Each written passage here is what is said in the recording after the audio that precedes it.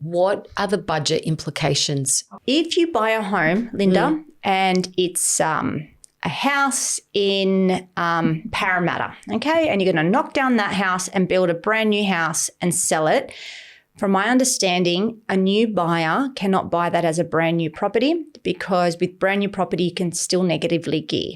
Okay. So you're thinking, I'm going to knock down and rebuild, and somebody's going to buy it as an investment and they're going to get the negative gearing. So I'm going to have this extra demand of buyers. No.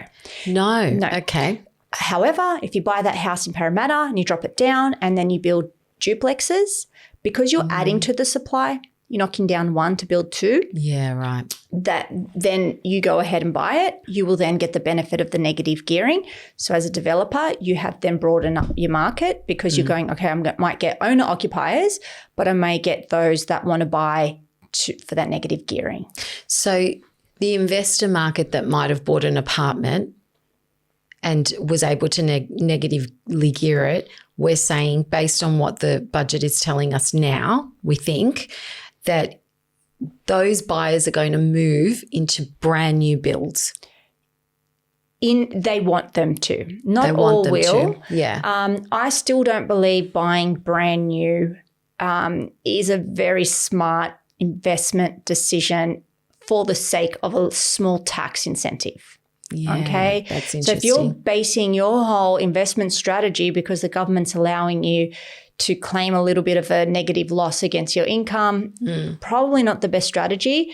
Anything that's brand new, Linda, anything like a house or, a car or shoes or clothes you buy from a shop, everything has a premium for a new product. Absolutely. The minute it becomes secondhand, that the valuation drops. Yeah. Yeah. And for a brand new home, if you're buying it, think of it this way.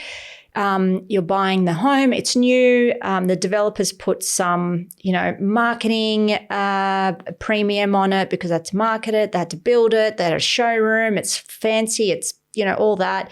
You're coming in going, wow, it's new. I'm the first owner. Wow, I can claim maximum depreciation, maximum tax.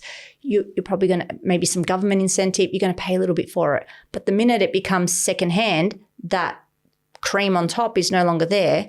So why would I pay you that? Why would I pay that? It's no longer there. It's not brand new. I'm not getting full depreciation. I'm not getting negative gearing. So I'm not paying a premium for it. You've automatically lost some value there. So just be careful that you're not buying into this scheme for a small tax incentive when the bigger picture looks like you're not making as much. Yes, some properties, yes. I just really worry now because we've had such a strong market last couple of years. So you buy off the plan in January, by December the market's gone up 15%, you're cheering. You've made money, yeah.